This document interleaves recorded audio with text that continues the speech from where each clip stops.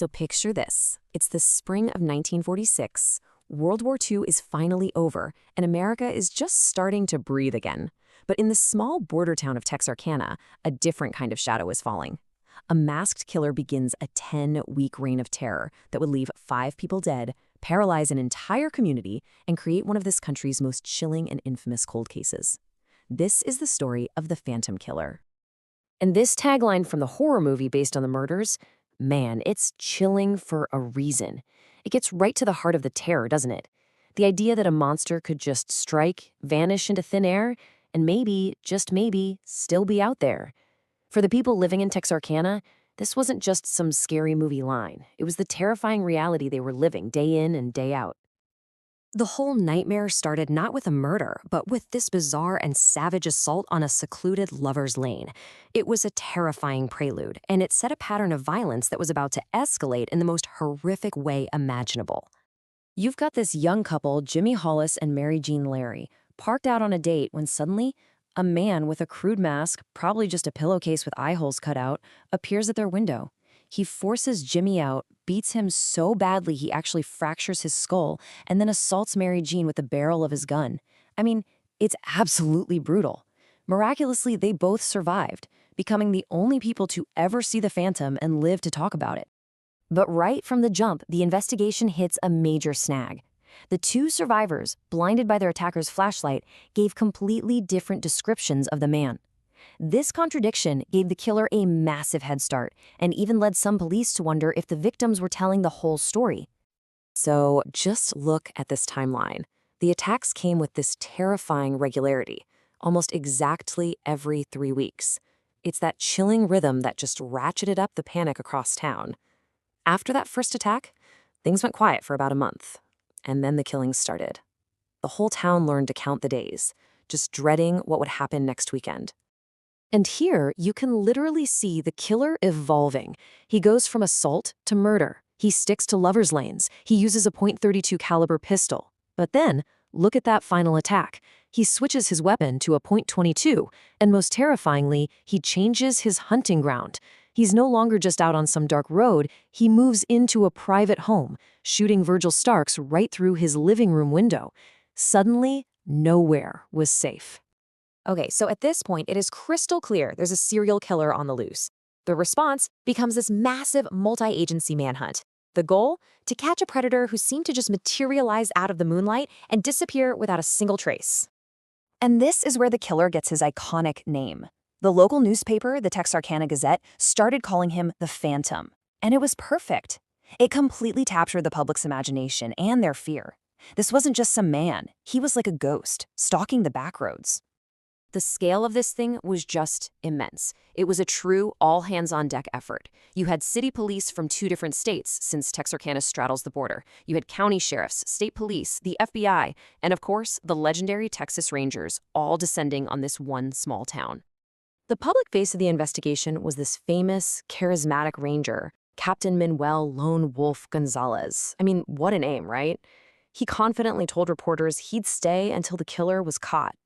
But behind the scenes, a lot of the other cops thought he was a bit of a showman, someone who loved the media spotlight more than the actual nitty-gritty of police work. And that created some friction.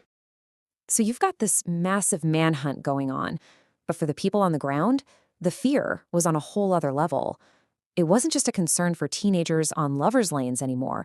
This terror crept into every single home and completely transformed daily life in Texarkana.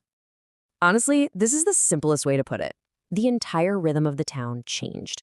Businesses started closing early. The streets were empty as soon as the sun went down. The entire community was basically being held hostage by one unidentified man. I mean, just try to imagine what this was like. People were so terrified, they were literally nailing their windows shut. Stores couldn't keep guns, ammo, and locks on the shelves. Neighbors started forming armed patrols, just roaming the streets at night, hoping to catch the Phantom, or at least stop him from getting to their own front door. And if you want to know just how desperate people were, look no further than the reward money. They pulled together over $10,000 back in 1946. That is a staggering amount of money, well over 160 grand today. It just shows how badly they wanted this nightmare to end. They were willing to pay anything. This quote from Sheriff Bill Presley, it just sums up the frustration of law enforcement perfectly. With the limited forensic science they had in the 40s and a total lack of witnesses, the Phantom really did seem like a ghost. They had no fingerprints, no DNA, none of the modern tools we have today. They were hunting a man who left almost nothing behind. All right, so after months of chasing dead ends and false leads, the huge investigation finally starts to zero in, focusing all its attention on one man who really seemed to fit the profile of a violent career criminal.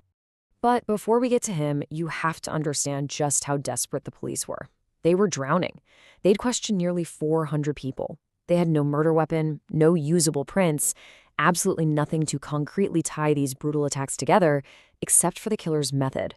They needed a break, and they needed it badly. And that break seemed to come in the form of a guy named Ewell Swinney. Now, Swinney was no stranger to the police. He was a small-time crook with a long rap sheet. An Arkansas State police officer noticed that reports of stolen cars seemed to spike right around the dates of the murders, and that put him squarely on Swinney's trail. Now, the case against Swinney was all circumstantial, right? There was no smoking gun, but man, was it compelling. When his 21-year-old wife Peggy was arrested for auto theft, she confessed, claiming Ewell was the Phantom, and she knew details that only the killer or someone who was with him could possibly know. Then, when Swinney himself was arrested, he reportedly asked officers if he was wanted for something more than just stealing cars. But here's the twist. Despite this really compelling circumstantial case, they could never make the murder charges stick. Why? Well, it all came down to his wife Peggy. She was their star witness, and she took back her entire story. She became incredibly unreliable on the stand, and as his wife, she couldn't be forced to testify against him. The case just collapsed. So instead, Swinney was jailed for life as a habitual car thief. And just like that, with their only viable suspect out of reach for the murders, the case went cold. But the story was far from over. It just morphed into something else entirely. A dark and twisted piece of American folklore. I mean, the Phantom's legacy is huge. It inspired one of the very first true slasher films, The Town That Dreaded Sundown. And in this really strange, kind of macabre tradition, the town of Texarkana still screens that movie every single Halloween in a park near one of the actual murder sites.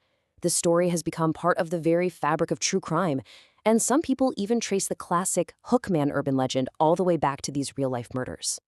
So what happened to Ewell Swinney? Well, he was actually paroled from prison in 1973. He ended up dying in a Dallas nursing home in 1994, and he maintained his innocence for his entire life. And to this day, the Texarkana Moonlight Murders are officially, and very frustratingly, unsolved.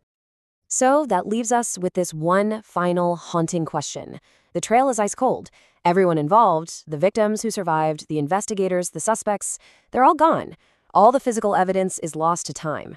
Is it possible that the Phantom really did take his identity to the grave, leaving Texarkana with a ghost story that will never, ever be put to rest?